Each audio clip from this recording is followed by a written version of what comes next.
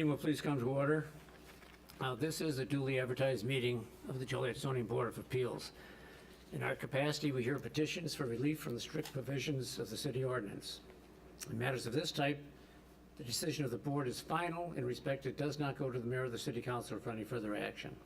If you disagree with our decision, you have recourse in the court of record. We also hear petitions for variations of land use. In matters of this type, we act as an advisory committee to the mayor and city council, making a recommendation either for or against it. Final decision on land use is made by the mayor and the city council. Secretary, call the roll. Ms. Darley? Here. Mr. Ferguson? Mr. Graham? Here. Ms. Navarez? Here. Mr. Riggs? Here. Mr. Hennessy? Present. Any requests? Which We one? do have the first petition is being withdrawn by the petitioner. That's 2014-25. It was a variation, the required front yard setback from 30 to 13 at 1424 Nicholson. So I don't know if there's anybody here in the audience for that, but the petitioner has withdrawn that request. Okay, anybody here on that petition? Okay. That's out. What else? Next up would be on the agenda printed, it's item number 5, and this is 2014-26, a variation to allow an additional wall signage that does not face a street for the proposed all-day food mart at 2601 West Jefferson Street. It's number 1. That's number 1, and that is, the applicant is Doyle Signs Incorporated. Do we have anyone present here for that? Want to step forward, please? Want to read petition 2014-26? Yes, in this case, the applicant is Doyle Signs Incorporated. They're the sign agent for Jeff Cat LLC. The request is for a location at 2601 West Jefferson Street, and they would like a sign variance to add a wall sign that does not face a public street. The petitioner is requesting a variation to allow an additional wall sign that does not face a street for the Aldi Food Mart at that location. The 2.6 acre site comprises one lot within the recently approved Jeff Cat subdivision, which is the former site of the Joliet Dodge dealership. The proposed 16,402 square foot building is being constructed on lot number 3. The existing zoning is B3, which is a general business. The surrounding land use and zoning to the southeast and west is commercial with a B3. To the north would be residential with an R2. Under applicable regulations, we're dealing with section 47-17.21 as it pertains to signs. The Community Design Review Board reviewed this matter on July the 3rd. The minutes are attached. Under the discussion, the requested variation on the signage will allow Aldi's to add a wall sign on the west-facing elevation of the proposed building.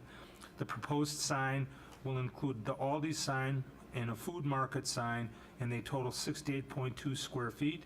And that concludes the staff report. Thank you. Do you swear the evidence you're about to present is the truth, sir? I do, yes. Name and address, please. John Streets, I'm with Doyle Signs. Address is 232 West Interstate Road. That's in Addison, Illinois, 60101. Any comments you'd like to make? Yes, the sign package that you have before you is part of all these national branding standards. This is consistent with all of their new locations. The sign that we're proposing on the side elevation or the west elevation is identical to the sign on the front elevation, and it would allow them to be visible to the other tenant buildings in that shopping center area and to the parking on that side. And I believe this would be harmonious with the intent of your sign code to allow proper identification for this Aldi location going in. You believe that, do you, huh? I do, yes. Well, let's see what we believe. Are there any questions by the board? No comments? Anyone in the audience wishing to speak in favor? Is there anyone opposed? Chair closes petition to the floor. Ask the board for discussion and a vote. Move for approval. Second. We have a motion and a second to approve the petition. Call the roll, please. Mr. Graham? Aye. Ms. Navarez? Aye. Mr. Riggs? Aye. Ms. Darley? Aye. Mr. Hennessy? Aye. Okay. Mr. Hanson, did you want to have your petition moved up? Yeah, his Next his is entry? up Okay. next. Petition 2014-27. Mr. Chairman, members of the board, in this case, the applicant is Clio X, or Clio 10, I guess, LLC. HR Properties LLC, and DCH Real Estate LLC. The owner being the Old Second National Bank as a trustee, and that is trust number 9460. The location, there are two addresses under this location, 2000 Glenwood Avenue and 310 North Hamus Avenue. The request is the variation of the required off-street parking for medical clinic and medical office use from the required 84 down to 34 spaces located at 310 North Hamus, and from 175 down to 87 spaces for the location at 2000 Glenwood. The petitioner is requesting the variation of the required off-street parking for the medical clinic and the office use from the 84 to the 34 and from the 175 down to the 87. The purpose of the request is to allow the sale of the subject site, retaining the existing medical office use. Under site-specific information, the 3.7 acre site is zoned RB, which is restricted business, and some R2 single family, and that is the front yard area on Glenwood Avenue that's zoned for the residential. The petition was filed on June the 13th surrounding land use and zoning in the vicinity. Their single-family residential zoned R1, that is to the north, professional office zoned RB to the south, to the west, and the parking utility and Joliet West High School would be to the east. Applicable regulations deal with off-street parking, and that's 4717.17. The Community Design Review Board reviewed this matter on July the 3rd, and the minutes are attached. Under discussion, currently the medical clinic and the medical office buildings are the subject site have an overflow parking lease agreement with ComEd. The lease allows for the use of the paved area located just east of the medical office building at 2000 Glenwood Avenue for patient and employee parking. This is part of the north and south high voltage power transmission corridor that is owned and maintained by Commonwealth Edison. The overflow parking area provides for 105 additional parking spaces to supplement the 121 on-site parking spaces for the medical clinic and the medical offices. The petitioner would like to complete the sale of both the medical office building, and the prospective purchaser does not necessarily wish to continue with the lease agreement with Commonwealth Edison. Therefore, the variation of the required off-street parking is being requested. The sale of both the medical buildings to the group of investors will not result in any change in the use of the buildings. The resulting variation request is a reduction of the required off-street parking from the 84 to the 34 and from the 175 to the 87. The history of the parking use at the site and the current transient nature of the medical office visits mean that the potential loss of overflow parking in the ComEd leased area will have minimal impact on the medical office parking operations. Often, the use of the fast and efficient medical imaging technology and referrals to other specialized medical providers in some complex cases and long durations does not require the parking, so it's not a concern at this point in time. And that concludes the staff report. Can we vote on both these at once, or should they be treated separately? You could do it at once. Mike, it's two buildings on one parcel, correct? Yes, well, they're two separate Two lots, separate lots, but under one ownership. on one ownership, correct. Okay. That's correct. Do you swear the evidence you're about to present is the truth, sir? Yes, sir. May I have your name and address? Yes, Michael Hanson, attorney, 735 Essington Road. Mr. Hennessy, members of the commission, thank you for the opportunity today. First of all, with me, we have Bill Habinger and the owners, Brian Rowe. With me today, Bill, I think many of you recognize, is one of Joliet's leading commercial landlords here, and like I said, his partner, Brian. As indicated in the staff report, we have a contract to sell the building, and after the entry of the contract, it was determined that when the original building, many of you remember this, the original white building, the north building, Joliet Medical Group, a long time ago, it was constructed in 1969. Then in 1979, the property was subdivided, and the south building was then constructed on lot number 2. At that particular point in time, and the new zoning ordinance for the city of Joliet had been passed a year earlier, it appears that the then owners didn't get the proper variations for parking in conformance with the city of Joliet ordinances, the same ordinances which exist today. So in determining and doing the due diligence for the sale of the building, it was thought that we should come to the city and request a variance in order to establish the parking routine that's been in place since basically 1969, let alone 79.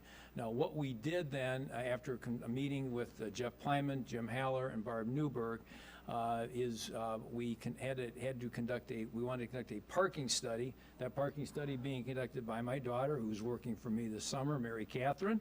Now, is that a conflict of interest?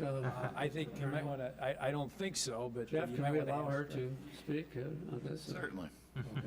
But she had experience doing this last year for a client in Romaville, so I thought she was up to the job. And she's working for me part-time, and I thought it would be good for her to come here today and see true government in action. Is she on the clock?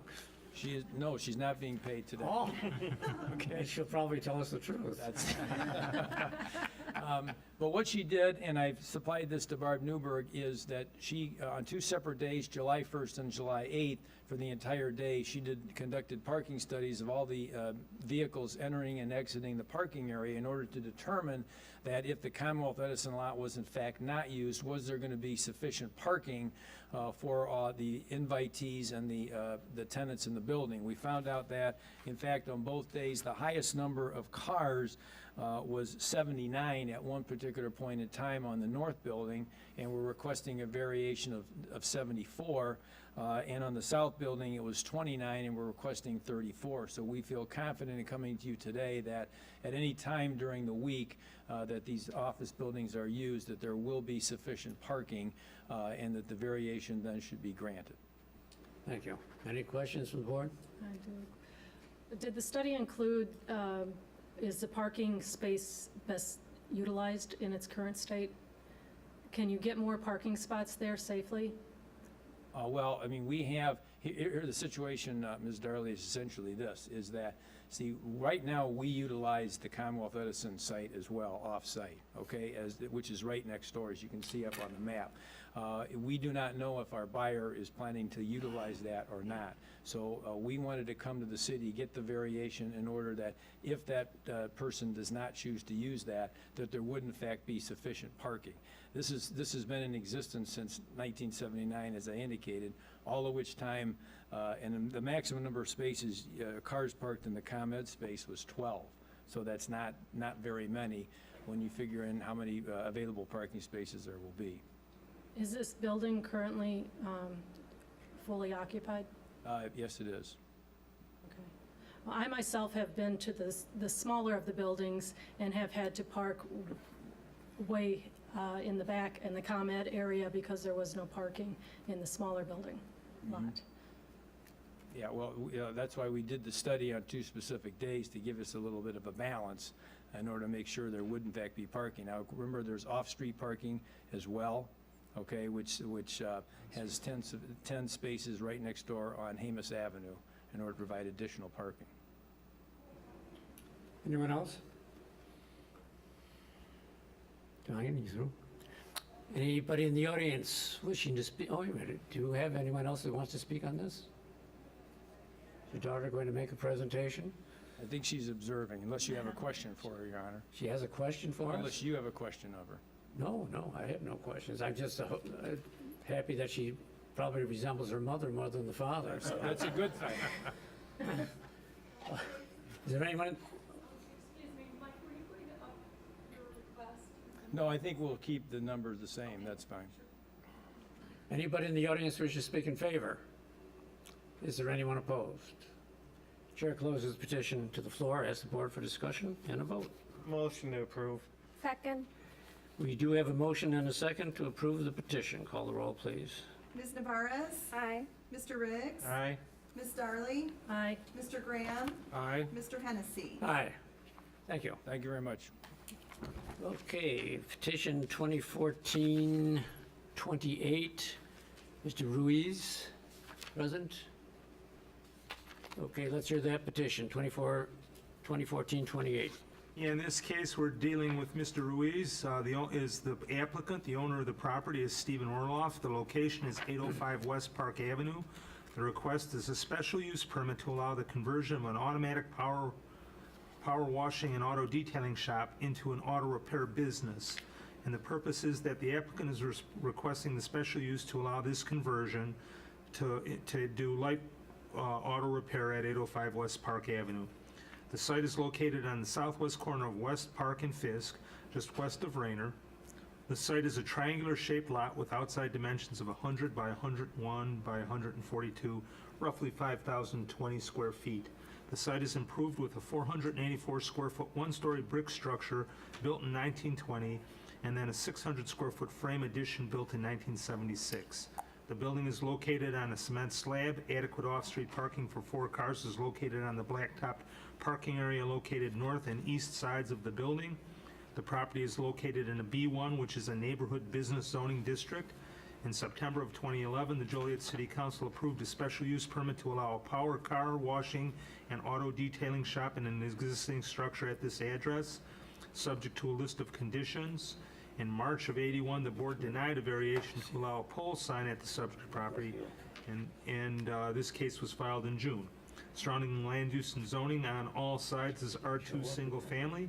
Applicable regulations, we're dealing with 47-13.2AF, criteria for the issuance of a special use permit. Community Design Review Board met on July the 3rd, and the minutes of their discussion is in your packet. Under the discussion portion, the applicant is requesting a special use permit that would allow a small auto repair shop in the existing commercial structure. Extensive interior and exterior remodeling of the structure was done back in 2011.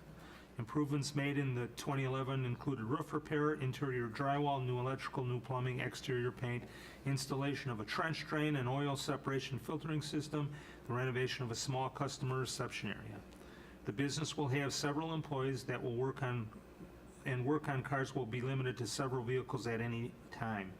The limitation is necessary because the garage will only accommodate 2 vehicles to be serviced at any given time. The business has 2 individual garage doors facing West Park. Cars waiting for servicing will not be stored outdoors overnight at the site.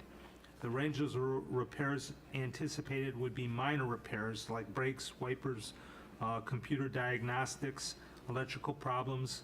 The site adjoins residential district at the southwest. Therefore, the installation of the 5-foot, 6-inch high shadow box style fence is recommended. All refuge at the site will be stored indoors until the day of the collection. And then there's a list of conditions that are being proposed for your consideration. Number 1, that the adequate off-street parking for the 4 cars remain at the subject site. Number 2, that the freestanding pole sign or monument sign not be permitted at the site, and that the business be limited to 1 wall sign facing West Park. Number 3, that the auto servicing be limited to 2 vehicles, which will be repaired indoors at the site now and into the future. Number 4, that the vehicles awaiting servicing or completed vehicles not be kept at the site outdoors overnight. Number 5, that the general auto body repair, oil change, muffler replacement, minor engine repair shall not be conducted as part of this approval. Number 6, that the 5-foot, 6-inch high wooden shadow box style fence be installed tapering to 4 foot at the front yard along West Park and Fisk to visually screen the use from adjoining residences. And then that approximately 50 linear feet of deterior sidewalk along West Park be replaced within 60 days. And lastly, that if it's declared a public nuisance, it could be subject to a rehearing and possible revocation. Oh, one more on the next page. That if the special use permit granted herein does not take effect for 180 days, it would be voided out. And that concludes our staff report. Thank you. You swear the evidence you're about to present is the truth, sir? Yes, sir. Your name and address? Mason Reese, 1018 Magnolia Drive. Okay, have you seen these conditions before and you're agreeable to all of them? Yes. Okay, do you have any comments you'd like to make, sir? So far, no. No? See, staff does a good job, huh? I know. Okay. Are there any questions by the board? Is there drainage for oil and a separation and all in that? Yeah, that building? was put in back in 2011, so it should be all up and ready to go. That was done as part of that power washing request back then. Any further questions or comments from the board? Anybody in the audience who wishes to speak in favor? Anyone opposed? Chair closes the petition, asks the board for discussion and a vote. And Mr. Chairman, we do have 2 matters. We also are asking for the repeal of the power car washing auto detailing. You want that one first? Doesn't matter. Or we should repeal that before we approve the other one. Yeah, we'll go ahead. Let's go for the appeal. Is there a motion to repeal? So moved. Second. We have a motion and a second to repeal the previous petition. Call the roll. Mr. Riggs? Aye. Ms. Darling? Aye. Mr. Ferguson? Aye. Mr. Graham? Aye. Ms. Navarez? Aye. Mr. Hennessy? Aye. Now, a motion would be in order to approve the petition or to deny it. Motion to approve. Second. We have a motion and a second to approve the petition. Call the roll. Ms. Darling? Aye. Mr. Graham? Aye. Ms. Navarez? Aye. Mr. Riggs? Aye. Mr. Ferguson? Aye. Mr. Hennessy? Aye. Thank you, sir. Under old business, petition 2014-20, which would be Mr. Jimenez, Are we okay on this one? To proceed? when present. We tabled it, right? Oh, that was tabled? This is the two houses on one lot? Are we okay? You proceed with it or no? Okay. All right, in this case, we've got Alejandro Jimenez is the owner of the property. It's 560 to 562 Scott Street. The request is a variation of use and several variations to allow the continuation of two single-family houses, which is a R3 use in an I-1 light industrial district. The petitioner is requesting the variation of use and a variation of the major street setback from 80 to 59 from the roadway center line, a variation of the required off-street parking from 4 spaces to 0, variation to allow the continuation of the two single-family residences on one lot. The property is 560, 562 Scott Street. That's the east side of Scott, south of Liberty. The site is part of an established commercial light industrial neighborhood located on the northeast side, north of the Joliet City Center. Under site-specific information, the property consists of two one-story frame residential structures, each built on a slab in 1884. The lot size is 33 foot wide by 157. That's 5,206 square feet. The site is zoned I-1 light industrial. The property was declared a public nuisance back in January of 1999 and has remained vacant since that time. The current owner purchased the vacant property in a cash transaction in 2012. The owner wishes to renovate both structures and rent the properties. The case was filed in May of this year.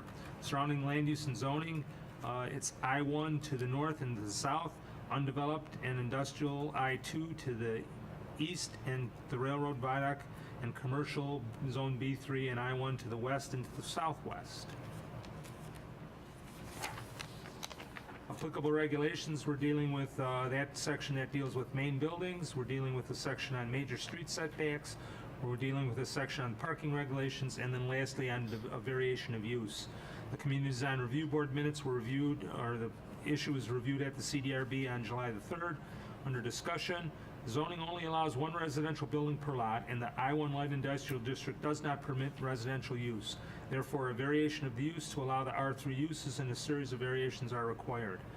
The Inspection Division has conducted a site inspection of the property. The front structure at 562 will require gut rehabilitation. Both structures are located only 5 foot apart. Therefore, and measures are required to provide fire-rated walls between the structures. Each house will need 1.5 hour rated drywall in the vicinity of the narrow separation between the two houses. The provision of fire-rated walls may render some living areas uninhabitable due to the lack of windows. The rear house at 560 Scott Street needs foundation stabilization and cosmetic improvements as well as the fire separation. Adequate off-street parking for the four vehicles is not available at site, and a variance to the required parking is requested. At the present time, there is no vehicular access way to the site, making the prospect of an off-street parking difficult unless an access easement is granted by the property owner to the north of the subject site. And I believe that's Perella Sheet Metal is to the due north of them. Public Works staff will require water and sewer separation prior to the occupancy of the structures. And then if you were to consider this, we've got a list of conditions. Those would be, number 1, that the property owner shall participate in landlord training. Number 2, that the variation of use granted they should act on it within 180 days. Number 3, that the property should be declared a public nuisance, it's subject to a possible revocation. Number 4, that the property owner shall create 4 paved off-street parking spaces prior to the issuance of a certificate of occupancy for the site. Number 5, that the property owner shall acquire the adjoining vacant lot or obtain an access easement across the vacant lot north of the site. And then lastly, that it must conform to all applicable building codes. And that concludes the staff report. Thank you. Petitioner present? No one here?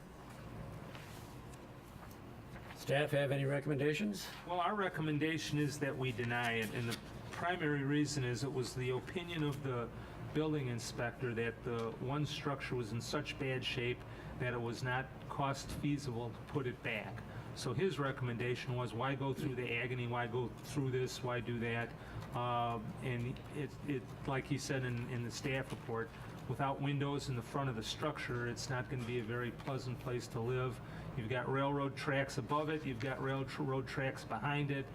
It's not the most conducive for residential occupancy, and to do it in 2 structures versus 1 makes all the difference in the world. So we're kind of suggesting that maybe we move towards a denial on having the 2-on-1 lot, have them thin out the herd, and then worry about the remaining single structure later. Chair would consider a motion to table the petition indefinitely. Is there a motion? So moved. Second. We have a motion and second to table the petition indefinitely. Call the roll. Mr. Ferguson. Aye. Mr. Graham. Aye. Ms. Navarez. Aye. Mr. Riggs. Aye. Ms. Darling. Aye. Mr. Hennessy. Aye. Okay, petition 2014-21. All right, in this case, we've got the applicant is Scott Haminski, Patriot Partners LLC. The owners are ASR Investments Incorporated, Clover Incorporated, Coral Life LLC. So I guess that's 3 owners, and the location is 113 through 123 North Hickory Street. The request is a series of variations requiring the required lot width, front yard, side yard, lot area per family, off-street parking, and a waiver of the requirement for a planned unit development to allow the renovation of a vacant 15-unit row house structure and an 18-unit row house structure. The purpose is the petitioner is requesting a series of variations to allow the renovation of a vacant 15-unit row house structure up to 18 units. The requested variations are listed. I'll refrain from reading them, but they're quite substantial. Under site-specific information, the site is located at the southwest corner of Hickory and Oneida Street, near the northwest side of Jefferson and Center. The size of the parcel is 123 foot by 132 foot, or 16,236 square foot, which equals 0.37 acres. The site is improved with a 3-story red brick row house built in about 1890. The property is zoned R5 high-density multifamily. The petition was tabled at last month's meeting to allow time for additional research on the occupancy of the building and other issues related to the development proposal. This petition was filed in May of this year. Surrounding land use and zoning in the vicinity is zoned R5 to the north, with 2-unit residence zoned R3 to the south, single-family multifamily zoned R2 and R5 to the east, and then commercial zone B3 to the west. Under applicable regulations, we're dealing with 49-9, which is the R5 high-density permitted principal uses, 47-9.4 yard and lot requirements, 47-9.4G percentage of lot coverage, 47-16 the schedule of yard and lot requirements, and then 17.17 off-street parking regulations. Community Design Review Board minutes are attached. Under new information, the board requested information on the transaction of the 6 3-story row house units into a 15-unit apartment building. The only indications of major physical changes to the structure found in the city building permit records occurred in 1970, and it was only listed as an interior remodel. And in 1982, there was a listing in the building permits that to cut new entryways into the apartment building. Again, there was nobody around that could talk about what was done then, because nobody that was involved in this, they're all retired from the city since then. Then also we've got City Building Code permit records are only available from 65 to present. City records of multifamily inspections at the subject site are available only from the start of the rental inspection program, which really was approved in 1986 and started up in 1987. Those records indicate periodic inspections of the 15-unit apartment structure accompanied by 4-year certificates of occupancy from 87 to 2013. Under new information, at the time the petition was filed, Mr. Hominski stated that he was working with a program called Housing First Choice to secure private funding for the Veterans Housing Project. At the June hearing, a representative of the group called Veterans Housing and Employment Assistance indicated that they are now working with a petitioner on the project to provide the veteran housing. Finally, staff spoke to the petitioner by phone in early July. Mr. Hominski stated that he is utilizing a HUD-sponsored program called VASH. He further explained that the project is now a proposed public-funded program that would be administered by the Joliet Housing Authority.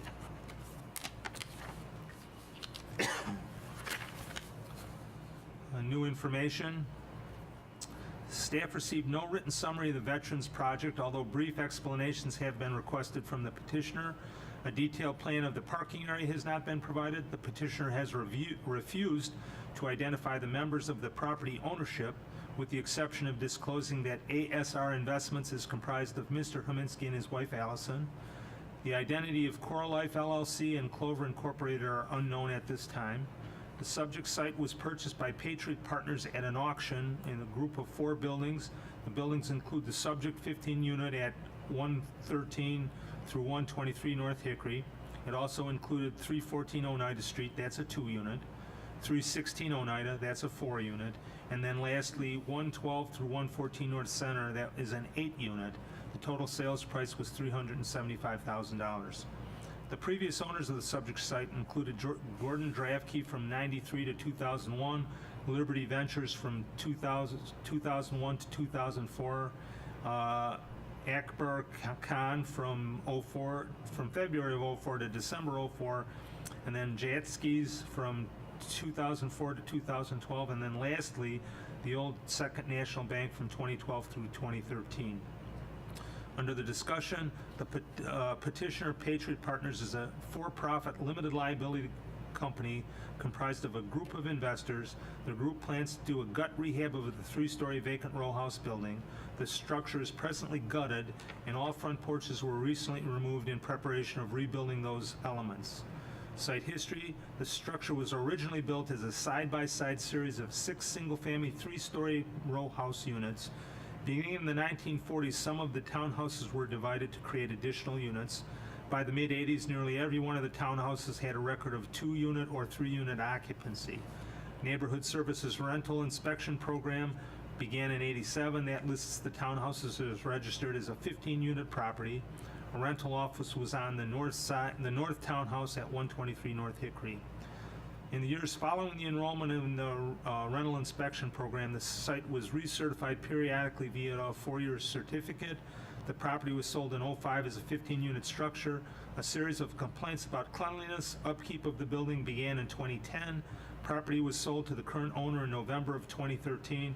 A building permit to allow the demolition in preparation for the renovation was issued in January of this year.